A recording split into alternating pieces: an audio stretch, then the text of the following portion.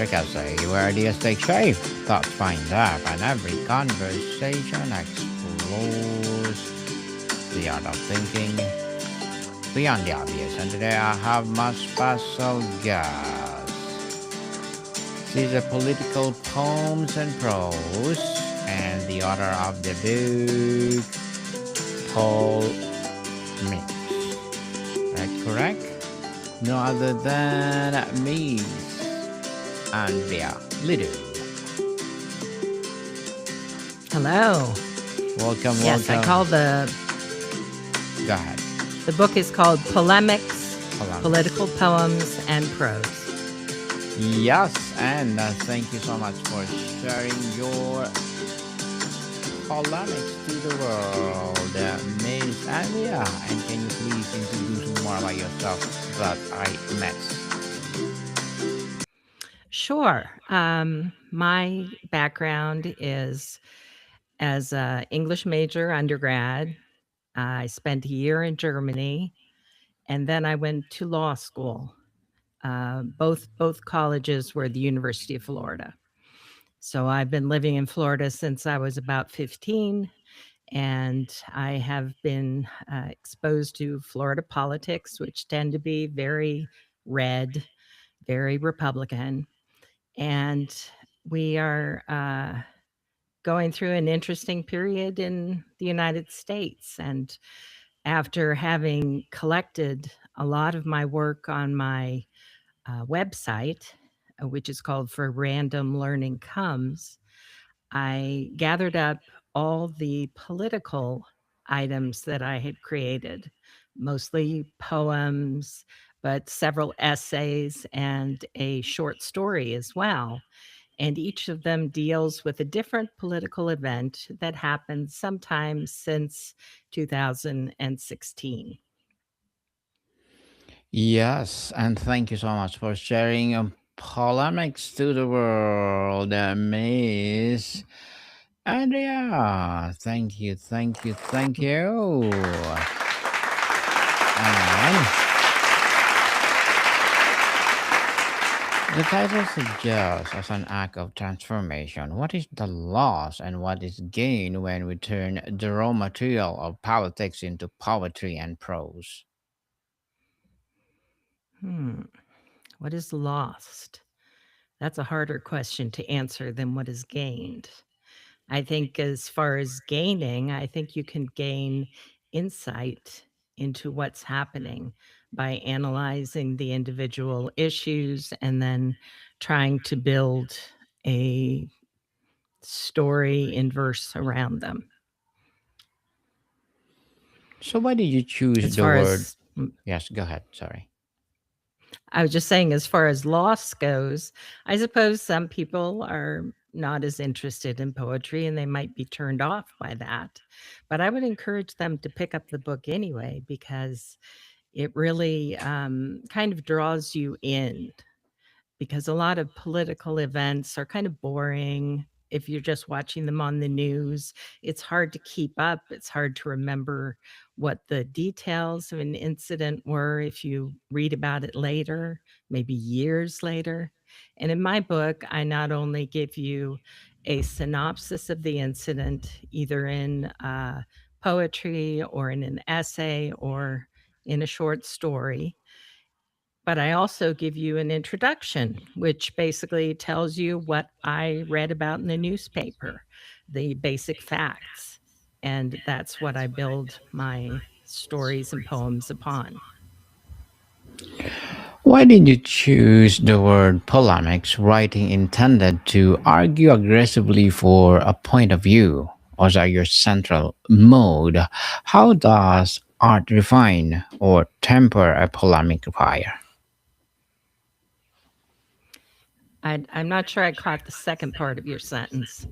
Yes, how does art refine or temper a polemic's fire? A polemic's fire. That's an Yes. interesting way to put it. Well, polemics, of course, you think of a polemical preacher. You think of somebody fire and brimstone, or someone who is very passionate about their philosophy, maybe, and they will have a diatribe about it. So, in a way, I'm kind of tongue in cheek with polemics because I think since everyone is so uh, they're basically only rooting for their own side. They're divided. That seems to it makes people less inclined to uh, listen to each other, and it also makes them more straitened in their own opinions. Hmm, yes. So, in an era of political slogans and social media outrage, what can poetry and literary prose achieve and direct commentary cannot?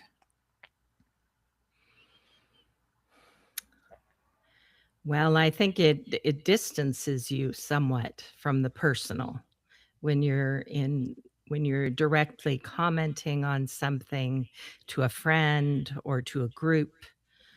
You are engaging in an exchange, and people are spouting different points of view and perhaps disagreeing with you.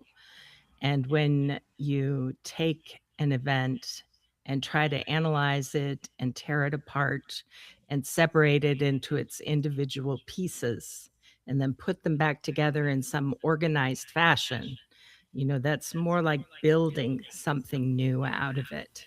It's not just repeating what you've heard online. Although not every one of my poems, but several of my poems draw directly from news items. And so there, for instance, I have a poem that deals with Raphael Warnock's inauguration speech, where he was talking about voting. And voting is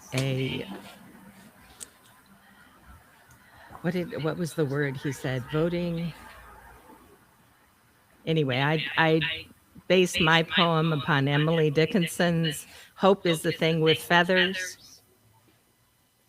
And I think his phrase was voting is a kind of prayer, Hmm. because both hope and voting involve hope. They involve wishing for something that's not necessarily going to happen or you really want to happen. And we do it collectively in voting, and we do it individually when we're hoping. So a lot of times I will draw directly from the words of someone who appeared on a TV show, or I will describe an event that took place on the news. For instance, the funeral of Brian Sicknick. He was one of the Capitol policemen. He died of his injuries a day or two later, and he was given a state funeral. And it's very rare for a civilian to be given a state funeral. And of course, all the dignitaries were there, and I described it, and I thought it was very moving, and I tried to capture that in my poem. And in that way, poetry helps to preserve events, because all the works in this book were written at the time that the event occurred or shortly after. So the feelings are still very fresh. But if you're looking back 10 years ago, what are you going to remember about how you felt, for instance, the night that Trump was inaugurated, or not inaugurated, but elected, and you didn't know what was going to happen in that election? That's my first poem. Interesting poem, Miss Andrea. Is the primary goal of this work is to persuade, to document, to lament, or to envision, or is something else entirely? I think I want people to be reinvigorated in their patriotism and their love for their country, and to be very aware of which parts of their country and the systems that we employ in governing our country are the most valuable and most worth keeping unadulterated. Because I think a lot of experimentation is going on right now.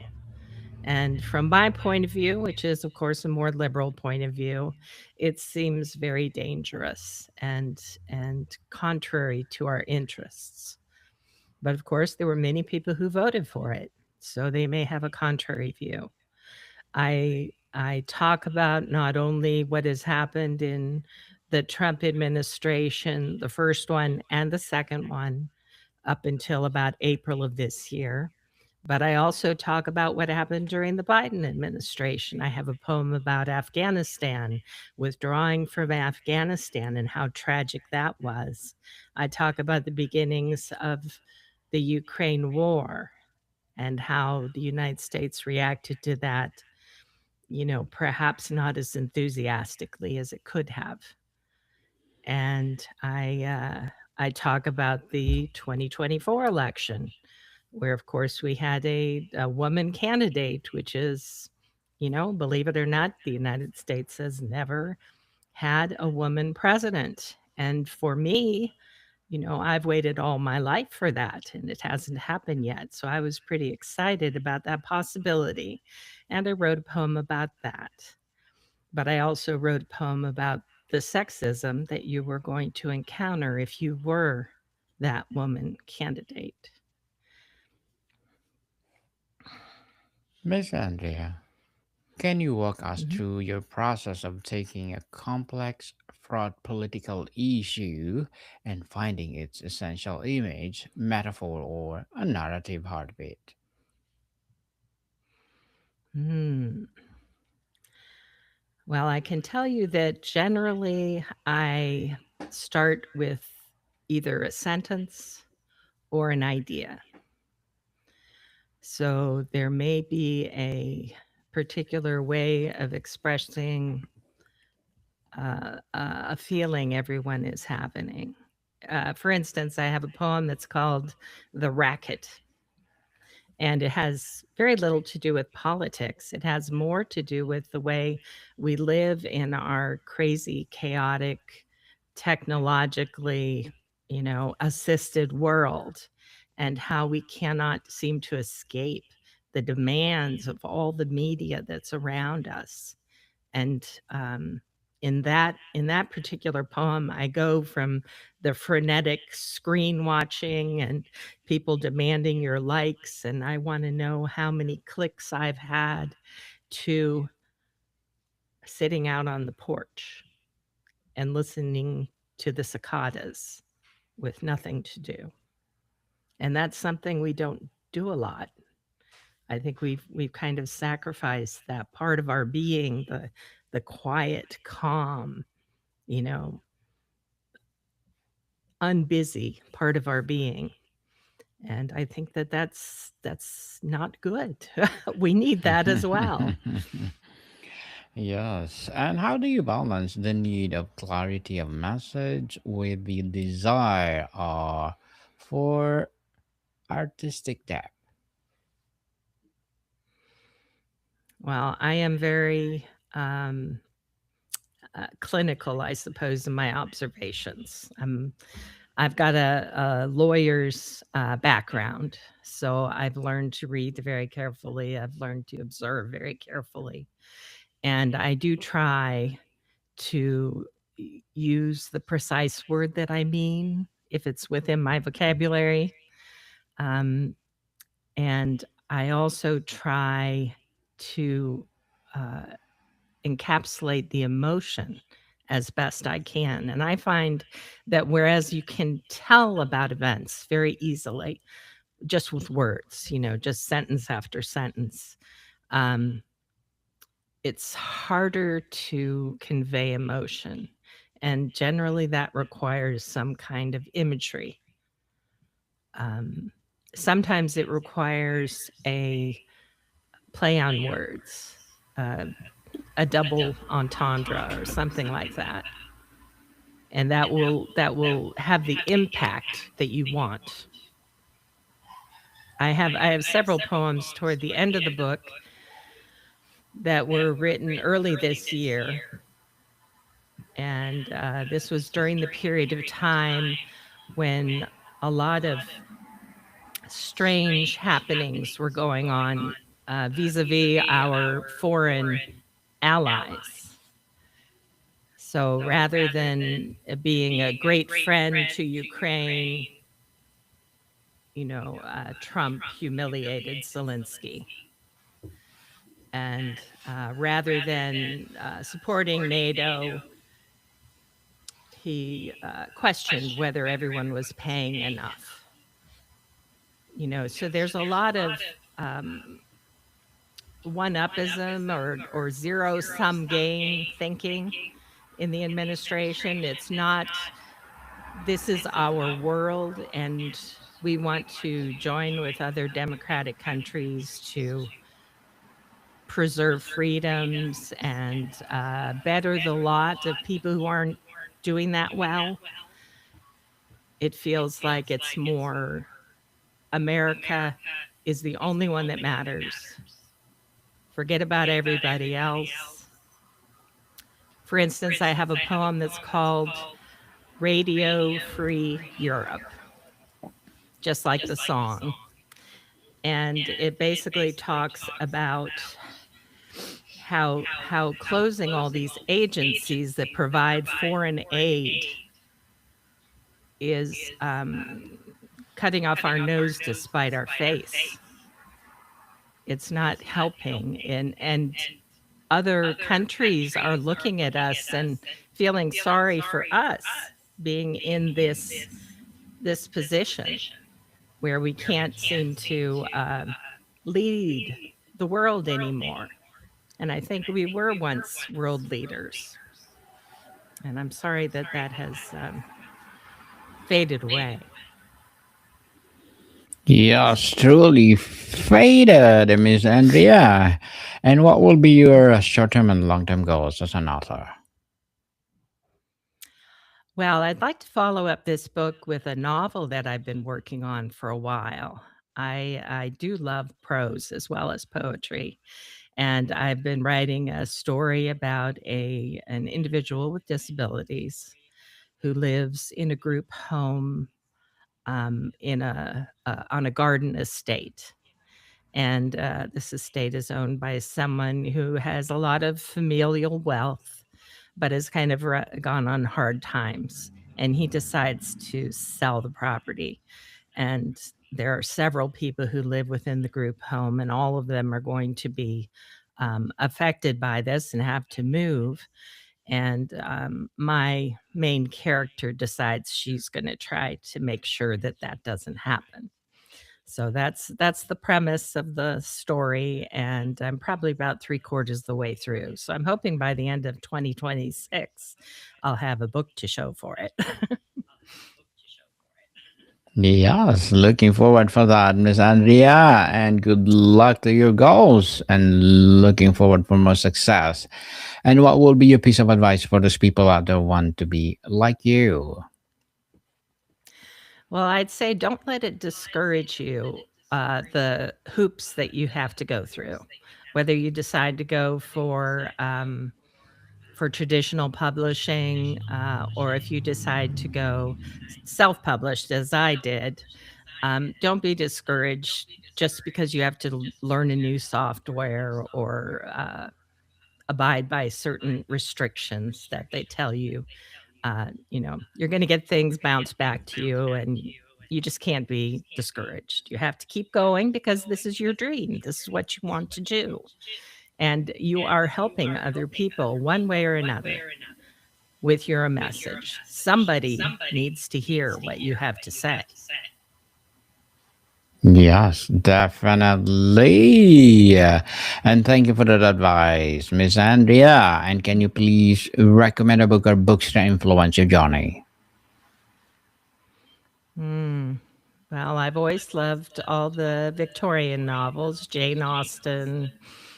I Yes. like John Grisham as a lawyer, read all of his stuff, and I love any kind of. I really enjoyed the Narnia tales, even though I was an adult when I read them. There are certain books that seem to be more than just a point A to point B. There's a very obviously the C.S. Lewis had a lot of Christian philosophy behind his work, and it really shows through, I think.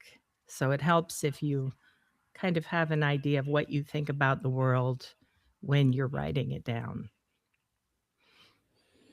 Yes, indeed, and thank you for that recommended books, Miss Andrea. And was there a specific political moment or event that acted as the catalyst for this collection that demand to be turned into art? Hmm. Well, as I said, I've been working on this for about 10 years.